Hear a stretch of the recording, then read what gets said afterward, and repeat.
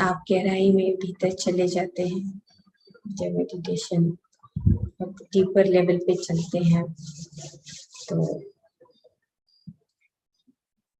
सारी बातें समझ आने लगती हैं अंदर की यात्रा से।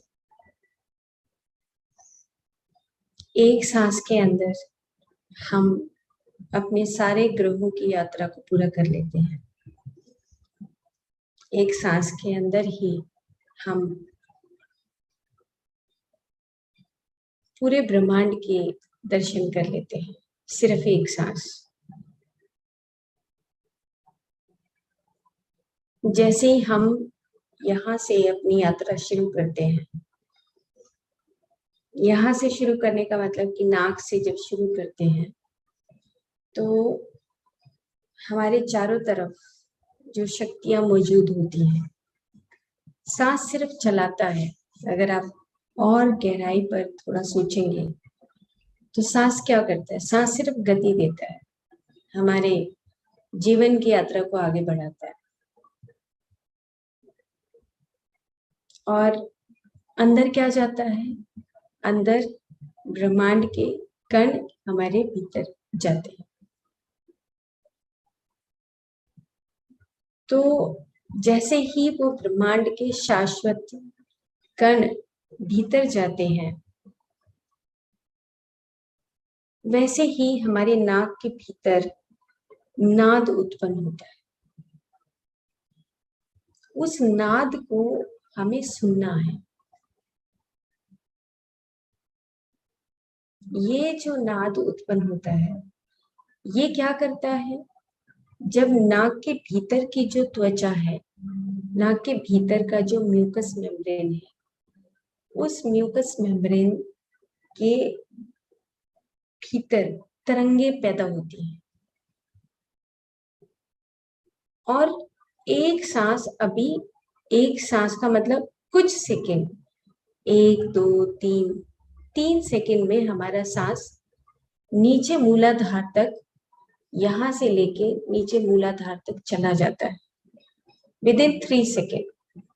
अगर हम अपने ध्यान को इतनी सूक्ष्मता से पहचानते हैं, तब हम अपने ध्यान की साधना के साथ जब जुड़ने लगते हैं, तब हमारे सांसों की गति के साथ हमारे बाहर के ब्रह्मांड के तत्वों की शक्तियां हमारे भीतर अंदर रमने लगती हैं। यहाँ से लेके 1 सेकेंड में यहाँ तक, और 2 सेकेंड में यहाँ तक, और 3 सेकेंड में यहाँ तक, और नीचे तक पहुंच जाता है। तो एक सांस के भीतर जो हमारे सिर के ऊपर हमारा चंद्रमा का, सूर्य का जो वास होता है, नक्षत्रों का वास होता है, तारों का वास होता है, उन सब को छूता है जो सांस है। और जैसे ही वो सांस छूता है, हमारे शरीर के भीतर तरंगे उत्पन्न होनी शुरू हो जाती हैं। और उस नाद को, वो जो नाद है, यहाँ से जाते ही वो भीतर हमारे अंतःकरण को सुनाई देना शुरू हो जाता है। सांस को भरते हैं, आप प्रैक्टिकल देखिए कि जब सांस को भरते हैं, छोड़ते हैं, तो कौन सी ध्वनि उत्पन्न होती है, आपकी कौन सी ध्वनि है, कहाँ से वो ध्वनि उत्पन्न हो रही है। जब आपके भीतर वो ध्वनि उत्पन्न होती है तो आपको सुनाई देती है। और जैसे ही वो ध्वनि उत्पन्न होगी, आंख बंद होते ही आपके भीतर वो दिव्य चक्षु का प्रकाश, जैसे मान लो ये हमारा ऊपर का हिस्सा है, सहस्रार, और ये वाला हिस्सा आज्ञा चक्र है। जैसे ही सांस यहाँ से जाएगा, वो पर्दा हटेगा, जो विचार है वो हट जाएंगे, और आपका खुद में एक ही सांस के भीतर आपकी रोशनी आपको दिखाई देनी शुरू हो जाएगी। दिव्य चक्षु का रोशनी आपको खुद दिखाई देना शुरू हो जाएगा। अब वो रोशनी आपको एक गहन यात्रा पर आपको ले चलती है। आप धीरे धीरे अपने उस चेहरे को देखते हैं, भीतर के उस चेहरे को देखते हुए, गर्दन को देखते हुए, हृदय को देखते हुए नाभि तक पहुंचते हैं। और नाभि के तक पहुंचने तक, उससे नीचे मूलाधार तक पहुंच जाते हैं। और मूलाधार से फिर से यहाँ पर जो कुंडलनी सोई हुई है, कुंडलनी का मतलब कि जहाँ पर हमारा तमोगुण, रजोगुण, हमारे कुछ लालसाएं, हमारी कुछ माया, द्वंद्व जो रहते हैं, वो सारे जागृत होने लगते हैं। और यहाँ से फिर सांस जब ऊपर जाता है, वापस अपनी यात्रा पे जाता है, तो सहस्रार से होते हुए और अपनी नाक से बाहर निकल जाता है। ये एक सांस की जो यात्रा है, 3 सेकंड और 4 सेकंड तक कुंडलनी तक, और उसके बाद 4, 5, 6 में, 6, 7 में वो बाहर निकल जाती है। तो एक सांस की यात्रा से आप अपने सारे ब्रह्मांड की यात्रा कर लेते हो। तो एक सांस यानी कि एक प्राण की जो माला का जो जाप है, ये एक माला का जाप आपका सारे ब्रह्मांड की यात्राओं को पूरा कर देता है। आपके ब्रह्मांड के उस अनंत नाद को, नाक के पास वो सांस जब चलायमान होता है तो अनंत नाद सुनाई देता है। आपको आपकी जो शक्तियां हैं वो आपको पता लगनी शुरू हो जाती हैं कि you are light, you are sound, you are infinite, you are omnipresent, हमेशा मौजूद रहने वाले आप हैं। ये एहसास शुरू हो जाता है। तो हम जो हमने कल बात की कि क्षेत्र और क्षेत्रज्ञ गीता में, कि शरीर जो होता है वो क्षेत्र होता है, और क्षेत्रज्ञ जो हमेशा शाश्वत रहने वाला आत्मा, वो हमारे भीतर रहता है और वो सभी जीवों में रहता है। तो भगवान कृष्ण क्या कहते हैं कि मैं तो सभी में रहता हूँ। तो कौन सभी में रहता है? वो कॉन्शियसनेस, वो चेतना, वो सभी के भीतर समाई हुई। और हम उस चेतना के सागर में ही, हम उस बाहर जो हमारे चारों तरफ है, वो भी हमारा चेतना का सागर है। और कौन सा सागर है? कर्म और कर्म फल का सागर भी है। हम यहीं पर कर्म करते हैं और यहीं पर अपने कर्म फल भी भोगते हैं। यहीं पर हम अपने कारण शरीर को मिटाते भी हैं। यहीं पर हम अपने मन शरीर को भी मिटाने का साधन हम खुद बनाते हैं, और खुद हम बनाते हैं और खुद ही खत्म करते हैं। महाअवतार बाबा की जितनी भी टीचिंग्स हैं, युक्तेश्वर गिरी जी की जितनी भी टीचिंग्स हैं, जब हम उनको ध्यान से पढ़ते हैं क्रिया योग को, तो क्रिया योग में यही बताते हैं कि ये क्रिया मतलब आपकी एक्टिविटी, आप क्या कर रहे हैं, वो क्रिया योग। क्रिया योग मॉर्निंग इवनिंग मेडिटेशन, ओके ठीक है, लेकिन दिन भर जो आपकी क्रियाएं चलती हैं, उसमें आप किस प्रकार से निर्लिप्त अवस्था में अपने आप को रख पाते हैं, वो क्रिया योग है। तो हम एक श्लोक लेते हैं। श्लोक 14वें अध्याय का 9वां श्लोक है। हे अर्जुन, सत्व गुण के कारण सुख आसक्ति, रजोगुण के कारण कर्म आसक्ति, और तमोगुण के कारण ज्ञान को ढककर प्रमाद उत्पन्न कर जीव को बांध रहे हैं। अब एक बार फिर से हम भगवान कृष्ण अर्जुन को थोड़ा और विस्तार से समझा रहे हैं, क्योंकि पिछले के अध्यायों में उन्होंने सत्व रज तमोगुण सिर्फ एक प्रकार के रूप में, टाइप्स के रूप में बता दिया। लेकिन 14वें अध्याय तक आते आते अब अर्जुन को ये बात समझ आने लगी थी कि अच्छा, कि हम आत्मज्ञानी हैं। और अब उसको ये बात समझ आने लगी कि तमोगुण क्या होता है, सत्वगुण क्या होता है। तो कहते कि सत्व गुण के कारण सुख आसक्ति, जब आपके पास सत्व गुण आता है तो आप सुख के भीतर आसक्त हो जाते हैं। रजोगुण आता है तो कर्म आसक्ति, और तमोगुण ज्ञान को ढककर प्रमाद उत्पन्न कर जीव को बांध रहे हैं। तो आत्मा किस तरीके से फंसी हुई है? इन तीनों गुणों की वजह से वो आत्मा यहाँ पर इस धरती पर फंस जाती है। यही बात यहाँ पर भगवान कृष्ण अर्जुन को बता रहे हैं। प्रकृति से उत्पन्न गुणों से जीव बंधन में बंधा जा रहा है। कौन से बंधनों में बंध रहा है? तमो, रजो और सत्व, ये तीन गुण इस धरती पर है। लेकिन हमें क्या करना है? हमें इन तीनों गुणों को छोड़ना पड़ेगा अगर हम अपने प्रकाश स्वरूप को जानना चाहते हैं। यहाँ से जैसे ऊपर से आए थे वैसे ही अगर हम वापस जाना चाहते हैं तो हमें इन तीनों गुणों से रहित होना पड़ेगा, तीनों गुणों से परे होना पड़ेगा। वो कहते त्रिगुणातीत, त्रिगुणातीत, तीनों गुणों से परे होना। अब वो क्या कहते हैं कि सतुगुण मलिन रहित निर्मल है। सतुगुण मलिन रहित निर्मल है, प्रकाशवान है। ऐसा होते हुए भी आत्मा को लौकिक सुख शांति पर आसक्ति से, लौकिक पांडित्य आसक्ति से बांधता है। तो जब हम सतुगुण आते हैं तो हमारी जो लौकिक पांडित्य शक्ति है, लौकिक पांडित्य शक्ति का मतलब कौन पंडित, क्या बताया था पिछले अध्यायों में, कि जो अपने आप को ज्ञान की आसक्ति से बांधने लगता है कि मैं ज्ञानवान हूँ। इंटेलेक्चुअल्स, जो इंटेलेक्चुअल्स हैं, जो हायर डिग्रीज करते हैं, जो अनेक अनेक पुस्तकों को पढ़ते हैं, वेदों को, पुराणों को पढ़ के अहंकार में आ जाते हैं, आसक्त हो जाते हैं। तो सत्वगुण में भी आसक्ति रहती है। तो भगवान कृष्ण अर्जुन को ये बता रहे कि तुम उन सत्वगुण से भी परे त्रिगुणातीत हो जाओ अर्जुन। क्यों? क्योंकि जैसे ही इंटेलेक्चुअल्स जो हैं, जो अपनी ज्ञान के प्रकाश में आते हैं, उनको अहंकार आने लगता है, आसक्त होने लगते हैं।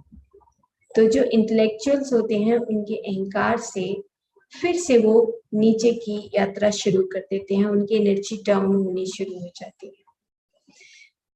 तो कहते हैं कि आत्मा को लौकिक सुख शांति पर आसक्ति से, लौकिक पांडित्य आसक्ति से ये सत्वगुण हमें बांधता है कि चाहे तुम सत्वगुणी हो, सत्वगुणी आप चाहे सत्वगुण में आप कुछ अपने पैसों से दान करते हो, आप दानी बन जाते हो, तो आप अहंकार से लिप्त हो जाते हो, आसक्त हो जाते हो।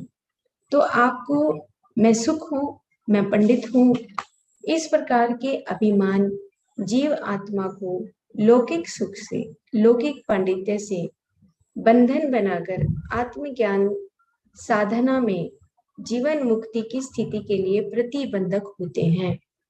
वो कहते हैं कि क्या है आपका बंधन, क्या है? क्योंकि आप सत्वगुण में बंध चुके हो। सत्वगुण नीचे से शुरू करें, तमस, रजस, सत्व, सत्व तक आते आते हम अब फिर भी बंधनों में बंधे रहते हैं। क्यों? क्योंकि मेरे पास बहुत धन है, मेरे पास बहुत ज्ञान है, मैं तो बहुत अच्छे परिवार में रहता हूँ, मैं तो बहुत अच्छे देश में रहता हूँ, मेरे पास इतनी डिग्रियां हैं, मैं इतने बड़े पद पर हूँ। ये सारा सत्वगुण जो इंटेलेक्चुअल्स होते हैं उनके भीतर ईगो का जो प्रॉब्लम है वो सबसे ज्यादा होता है। तो डॉक्टर अमित गोस्वामी भी ऐसे बोलते हैं कि नार्सिसिज्म, नार्सिसिज्म का एक शब्द आता है कि अपनी बड़ाई खुद ही करते रहते हैं। वो नार्सिसिज्म करते हैं कि पहले वो अहंकार से लिप्त होते हैं और फिर दूसरों से भी अपनी बड़ाई सुनना चाहते हैं। नार्सिसिज्म, तो नार्सिसिज्म का वर्ड उन्होंने बताया है कि जो एलाइट पीपल्स होते हैं, इंटेलेक्चुअल्स होते हैं, वो ये कहते हैं कि नार्सिसिज्म में बंधे रहते हैं कि हम इंटेलिजेंट हैं और दूसरों के मुंह से अपनी बड़ाई भी सुनना चाहते हैं, बार बार हर रोज बड़ाई सुनना चाहते हैं। तो वो अहंकार से इतने लिप्त हो जाते हैं कि वो सतुगुण के उस दीवार को तोड़ ही नहीं पाते। नार्सिस्ट तो दुनिया में बहुत नार्सिस्ट हैं। कोई संगीत में नार्सिस्ट है, कोई आर्ट में नार्सिस्ट है, कोई अपनी डिग्रियों को लेकर, कोई रिसर्च को लेकर, कोई अलग अलग बिजनेस को लेकर नार्सिस्ट बन जाते हैं कि मेरे पास देखो, मैंने उसको इतना दान में दे दिया, 2 लाख दान में दे दिए हैं, मैंने इतने लोगों को खाना खिला दिया, मैंने इतने रिसर्च पेपर पुटअप कर दिए हैं। डॉक्टर ब्रूस लिप्टन को पढ़िए आप, बायोलॉजी ऑफ बिलीफ में। वो कहते हैं कि मैं इतने रिसर्च पेपर पुटअप कर चुका, बाद में समझ आया कि the meaning of love, meaning of compassion, कितने सालों के बाद, कितने रिसर्च पेपर पुटअप करने के बाद मुझे बात समझ आई। तो हम जब हायर लेवल पर, अपने हायर पदों पर जाते हैं, तो वहां पे नार्सिस्ट बन जाते हैं। देखा होगा ऑफिस में जब हम जाते हैं तो ऑफिसर हमें बैठने के लिए भी नहीं कहता है। ऑफिसर सोचता है, नार्सिसिज्म, कि मैं ही बहुत बड़ा हूँ, दूसरे को, अपने सबॉर्डिनेट को बिठाने के लिए भी नहीं कहता हूँ। और सबॉर्डिनेट अगर बैठ जाए तो फिर वो कहेगा कि तुम बैठे कैसे हो।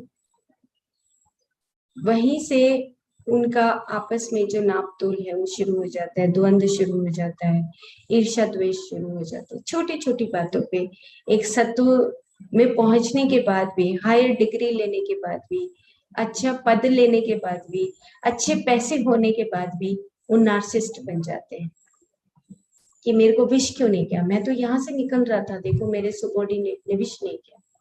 नार्सिसिज्म, सत्वगुण। सत्वगुण तो तमोगुण से भी ज्यादा खतरनाक है।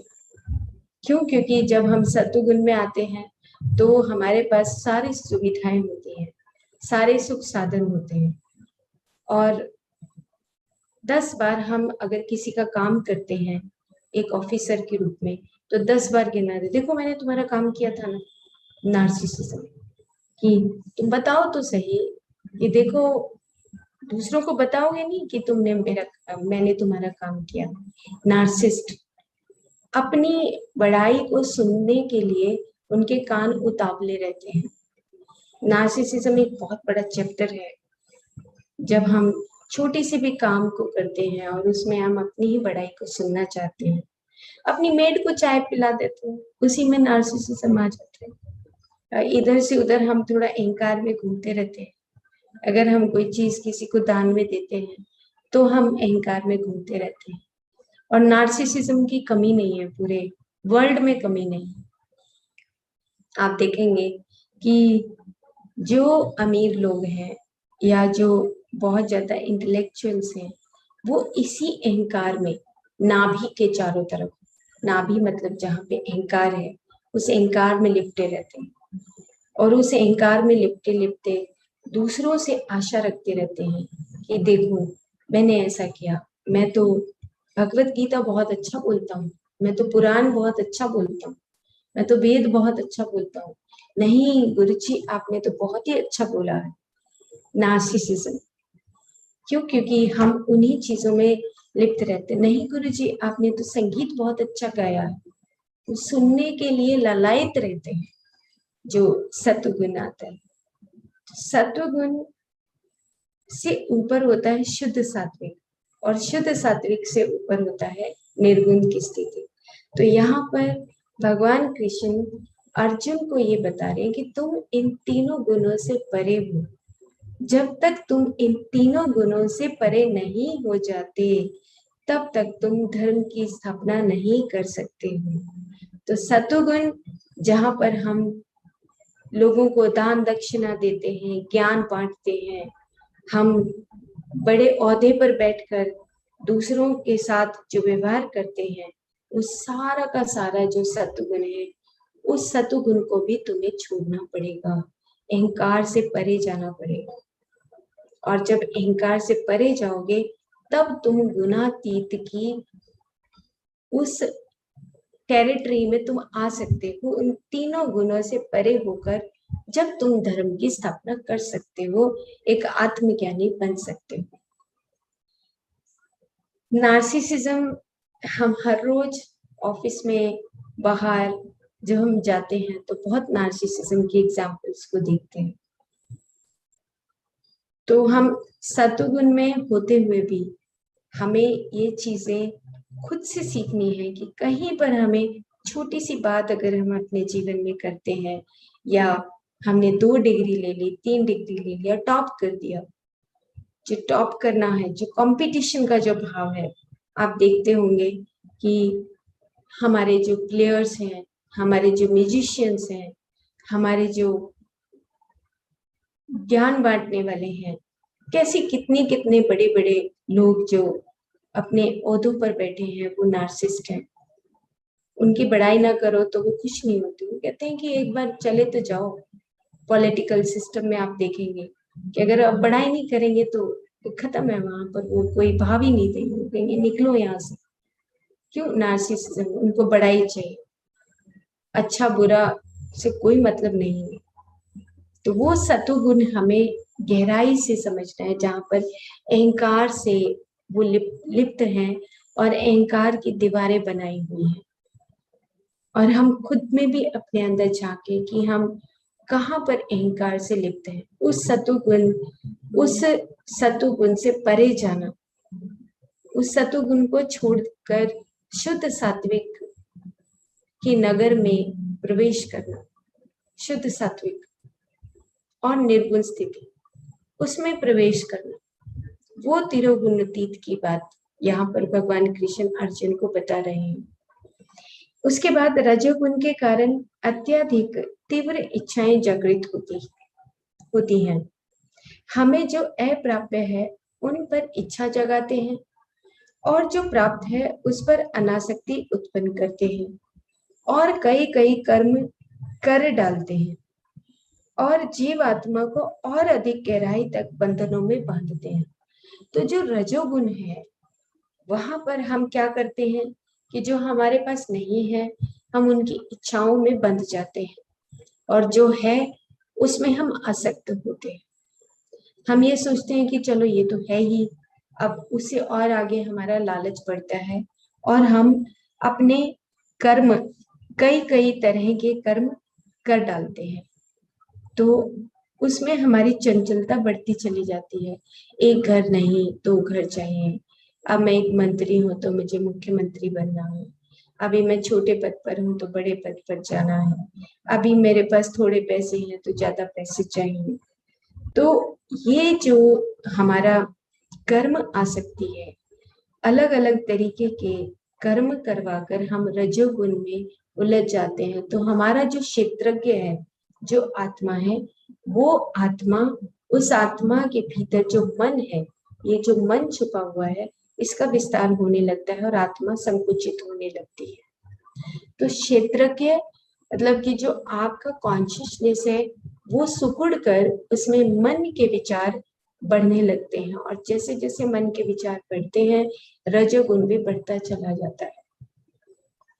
और जैसे जैसे रजोगुण बढ़ेगा हम अंधकार की तरफ जाते चले जाते हैं, हमारा प्रकाश का जो स्वरूप है वो कम होता चला जाता है। तो अहंकार जहाँ पे सत्वगुण बैठा है, और हमारी एक्टिविटीज जहाँ पर हमारा रजोगुण है, उस रजोगुण में हम बार बार प्रयास करते रहते हैं।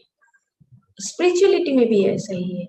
हम एक पुस्तक को पढ़ते हैं, एक एक एक पुस्तक को पढ़ने के बाद हमारे जो लालच है वो खत्म नहीं होता। हम इंफॉर्मेशन लेते रहते नहीं। इंफॉर्मेशन लेने के बाद जैसे हम खाना खाते हैं, खाना खाने के बाद हम क्या करते हैं? क्या हम खाना ही खाते जाते हैं? 10 मिनट के बाद खाने को बंद कर देते हैं, उसको पचाने का समय देते हैं। 3 घंटे 4 घंटे खाना नहीं खाते हैं। खाना नहीं खाने का मतलब क्या है? कि हम उस खाने को आराम से अपने शरीर के भीतर पचा रहे हैं, उसको हम महसूस कर रहे हैं, प्रैक्टिकली जान रहे हैं कि मैंने अभी रोटी खाई है, सब्जी खाया है, मैं उसको किस प्रकार से पचाऊं। पचाने का साधन हम देखते हैं, हमारे सिस्टम है, हमारा डाइजेस्टिव सिस्टम है, वो पचा कर एब्जॉर्ब करवाता है, फिर हमारे लिवर में जाता है, फिर हमारी सर्कुलेटरी सिस्टम में, हार्ट में जाता है, हार्ट से हमारे लंग्स में जाता है, लंग्स से हमारे मस्कुलर सिस्टम में जाता है। 40 दिन तक हमारा खाना, जो आज हम एक टाइम का खाना खाते हैं, 40 दिन में कहीं जाके वो सत्तू बन पाता है। इसलिए 40 दिन का औषध देते हैं। उसका पचाने का सिस्टम देखिए कितना लंबा है।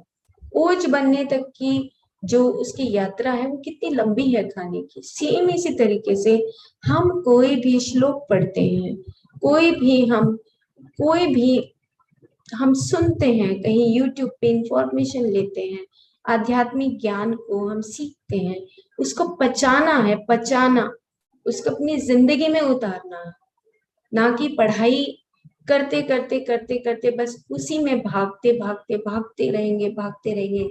नहीं, ठहराव, स्टेबिलिटी। जब हम कोई भी चीज पढ़ते हैं, हम स्पिरिचुअलिटी में भी लोग भाग रहे हैं, दौड़ लगा रहे हैं, रेस चल रही है, कंपटीशन चल रहा है, इतना कंपटीशन है। चाहे कोई भी वर्ल्ड हो, कंपटीशन, नो कंपटीशन। पहले अपने भीतर उसको पचाइए, जो भी पढ़ते हैं उसको पचाना, उसके अंदर अपने भीतर रमन करना। रमन महर्षि, आप रमन महर्षि की टीचिंग्स को पढ़िए, पढ़ने के बाद उनको अपने भीतर उतारिए। वो ज्यादा जाते नहीं थे कहीं इधर उधर, भटकते नहीं थे, रमन महर्षि की टीचिंग्स को, कि तुम्हारे चारों तरफ ये जो परमात्मा है, तुम्हारे चारों तरफ, तुम रमन महर्षि की टीचिंग्स को सुनिए। और रमन महर्षि की टीचिंग्स को सुनेंगे तो आपको लगेगा कि कितना ज्यादा स्टेबल, उनके चेहरे को भी आप देखेंगे, रमन महर्षि के चेहरे में इतनी स्थिरता है, इतनी स्थिरता है कि आप उनके चेहरे को देख के भाग जाएंगे कि ऐसी स्टेबिलिटी मेरे पास क्यों नहीं है, ऐसे भाव आएगा। तो वो जो स्टेबिलिटी है, हमें अपने उस ज्ञान को बचाना है, ताकि हमेशा हमेशा हमारा दिव्य चक्षु खुला रहे, हम प्रकाश के स्वरूप में रहे। बेचैन हो जाते हैं, कोई गेस्ट आ जाएगा, देखो मैंने तो किताब पढ़ी है, कोई भी आ जाएगा, हम अपनी वही नार्सिसिज्म वाली हैबिट्स पढ़ी हुई, मैंने देखो ऐसे कर लिया, मेरा तो अभी एक्सपीरियंस ऐसा हो गया, मैं तो अभी, और पता नहीं मैं देखो कहाँ, अहंकार। तो हम अपने जो हमारे मास्टर्स हैं, हम उनको भी रिस्पेक्ट करना भूल जाते हैं। देखो मैं सीनियर हूँ, वो जूनियर है, अभी तो उसने अपनी शुरुआत ही की है, भाई हम तो बहुत 20 साल से ध्यान कर रहे हैं। नो कंपटीशन, यहाँ पे कोई कंपटीशन नहीं, आपका आपके साथ ही दोस्ती है, बस इतना ही। आप अपने आप से जागते हैं भीतर, बार बार आपकी दीवारों को आप ही तोड़ते हैं कि मैं गलती पर था। आपको अपनी दीवारें खुद ही तोड़नी है, आपकी यात्रा, कोई दूसरा यात्रा पर नहीं जाने वाला है, आपकी यात्रा है। तो वहां पर जो आप इंफॉर्मेशन लेते हैं, ज्ञान लेते हैं, उसमें स्थिरता लाइए, भागे मत। अब मैं यूट्यूब पर जा रहा हूँ, अब मैं किताब पढ़ रहा हूँ, अब मैं किसी से चलो बात कर लेता हूँ, नहीं, बात भी करिए, किताबें भी पढ़िए, यूट्यूब पर भी जाइए, बट उसको जाने के बाद जो भी आप सुनते हैं उसको आपने पचाना है। जैसे आज से लगभग 13-14 साल पहले मैं लोनावला गई, मुंबई के पास लोनावला एक जगह है जहाँ पर बहुत बड़े योगा का एक स्थान है, केवल्य धाम करके। उन दिनों ध्यान भी नहीं था, ध्यान से पहले की बात है। तो वहां से मैं एक पुस्तक लेकर आई, तो पुस्तक लेने के बाद वो पुस्तक ने आंखें खोल दी। कैसे? कि जब आप पद्म आसन में बैठते हैं, एक छोटा सा पद्म आसन हम अगर समझे, पढ़ना नहीं है, उसको अंदर उतारना है, बैठ के देखना है पद्म आसन से होता क्या है। उस पद्म आसन में जब आप बैठते हैं तो वो बताने लगे कि पद्म आसन में जब आप बैठते हैं, सिद्ध आसन में जब आप बैठते हैं, सुख आसन में जब आप बैठते हैं, तो आपके नाभि के नीचे जो ब्लड सर्कुलेशन है, वो हाईएस्ट ब्लड सर्कुलेशन का प्रवाह होता है। हाईएस्ट ब्लड सर्कुलेशन मतलब कि वहां पर आपका वाटर एलिमेंट सबसे ज्यादा होता है, आपके भाव सबसे ज्यादा इकट्ठे होते हैं। तो हम जब एड़ियां लगाते हैं, दोनों हमारे पैरों की एड़ियां किस प्रकार से मूलाधार से टकराती हैं। पेज तो 2 ही थे, लेकिन 2 पेज पढ़ने के लिए मेरे को कई महीने लगे। कई महीनों में जाकर मैं उस सिद्धासन को, पद्मासन को, सुखासन को समझ पाई कि मूलाधार चक्र से लेकर नाभि के बीच में किस प्रकार से जो हमारा वाटर एलिमेंट है हमारे इमोशंस को किस प्रकार से प्रभावित करता है। हाईएस्ट जब सर्कुलेशन होता है, जब आप पद्मासन में बैठते हैं, सुखासन में बैठते हैं, तो आप अपने सांसों की यात्रा के साथ कैसे उन इमोशंस को आप तरंगित करते हैं और उन इमोशंस को हटाते हैं। इतनी सी बात को समझने के लिए कई महीने निकल गए, मैं उस 2 पेज से आगे बढ़ नहीं पाई। कहने का भाव क्या हुआ कि जब हम कोई भी चीज को पढ़ते हैं, उस चीज को पढ़ने के बाद हम पचाते हैं। कोई भी चीज हम पचाना सीखें, अपने अंदर रमाना सीखें कि नाभि के नीचे आपका वाटर एलिमेंट रहता है, अर्थ एलिमेंट रहता है, कुंडलनी रहती है। वहां पर शब्द दिए गए कुंडलनी, कि आपकी कुंडलनी जहां पे आप चीजों को ऐसे पकड़ के बैठे हैं, ये मेरी चीज है, मेरी चीज है, मेरा मेरा धरती है, मेरा घर है, मेरा धन संपदा है, इसको छोड़ना है, इसको जगाना है। सिद्धासन, पद्मासन, इसलिए पद्मासन में बड़े बड़े ऋषि मुनि बैठते थे कि ये मुझे छुए भी ना, मेरी कुंडलनी हमेशा जागृत रहे, यहाँ से मेरी अग्नि को प्रज्वलित होती रहे, अग्नि ऊपर की तरफ उठती है। इतना गहरा ज्ञान उन 2 पेजों में मुझे मिला। और बाद में ये बात समझ आई कि सुखासन, सुखासन, अब भगवत गीता में सुखासन को पढ़े तो आप अपने पूरे शरीरों को समाहित करते हैं, इसमें आप अपने इमोशनल बॉडी को समाहित करते हैं। तो इस प्रकार से अगर हम कोई भी इंफॉर्मेशन या कोई भी ज्ञान लेते हैं, तो उस ज्ञान को हमें रमाना है, अपने अंदर उसको पचाना है, और उसका प्रज्ञा के रूप में, विजडम के रूप में जो बाहर आने लगता है, तभी हम उन शास्त्रों को सूक्ष्मता से समझ पाते हैं कि किस प्रकार से प्रैक्टिकली करके देखने से पता लगता है।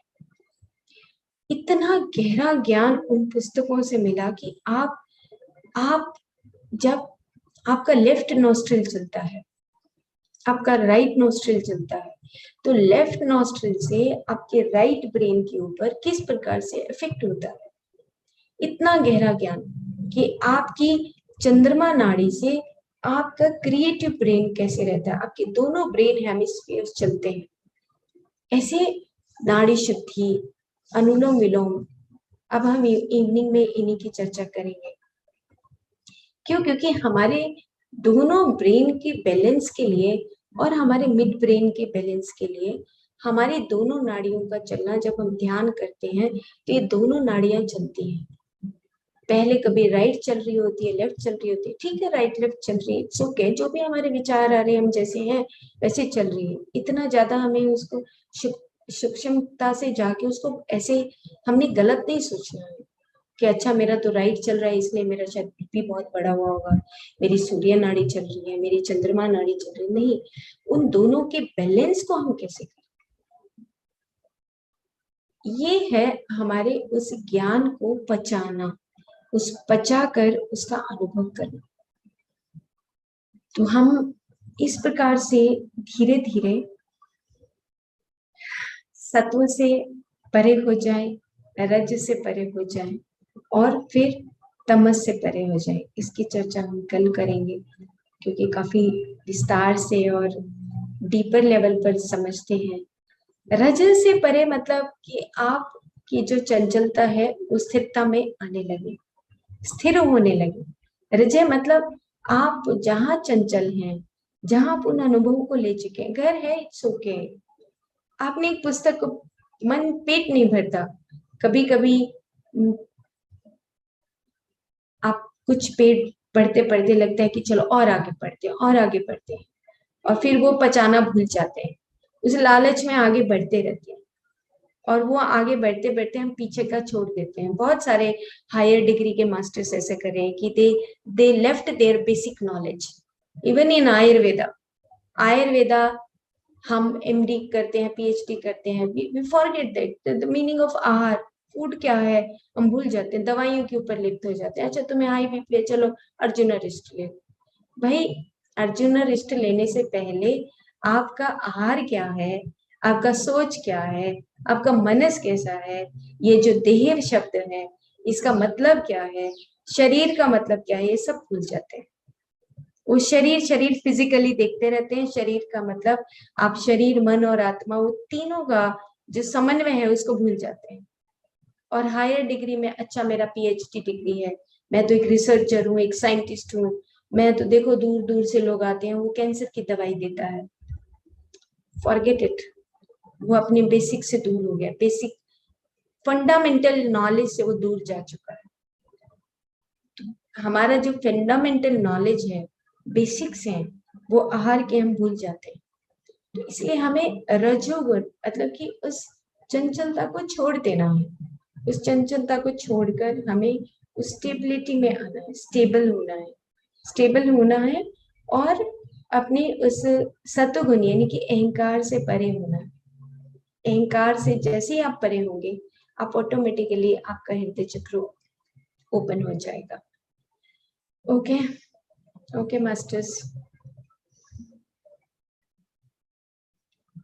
कल कंटिन्यू करेंगे इस श्लोक को। काफी बड़ा श्लोक है और बहुत अच्छा श्लोक है, क्योंकि अब भगवान कृष्ण आगे आगे धीरे धीरे डिटेल में उनको बता रहे हैं, अर्जुन मतलब हम सबको। और बताते बताते लास्ट में वो कहेंगे ठीक है जैसे तुम्हारी इच्छा है वैसा करो। तो देखो परमात्माएं कैसे बोलती हैं, जैसे तुम्हारी इच्छा है अर्जुन वैसा कर लो, छोड़ देते हैं उसी के ऊपर। तुम्हारी इट्स योर फ्री विल, तुमने जो करना है करो। ओके, अब मेरे को भी समझ आती है कि परमात्माएं कैसे निर्लिप्त रहती है, वो बात समझ आती है। हम उसको बहुत सहजता से समझने लगते हैं कि परमात्मा एक सारथी के रूप में बैठ के देखो पूरी दुनिया को बता रहा है, क्योंकि वो निर्लिप्त है, निर्लिप्त भाव से बैठा है, बता रहा है कि अब तो तुम्हारी बारी है, तुम्हें ऊपर चढ़ना है अर्जुन, तुम्हें ही युद्ध करना है, मैं नहीं युद्ध करूंगा, मैं तो आराम से बैठा हूँ, क्योंकि मैं तो उस स्थिति को उन तीनों गुणों से परे जा चुका हूँ। कितना आसानी से देखो, तो परमात्मा का जो बनने का यात्रा है वो कितना आनंद का है कि हम वहां तक निर्गुण स्थिति में आते आते हम कितना एंजॉय करते हैं लाइफ को। हम इन तीन गुणों से परे होते चले जाते हैं और निर्गुण स्थिति तक पहुंच जाते हैं।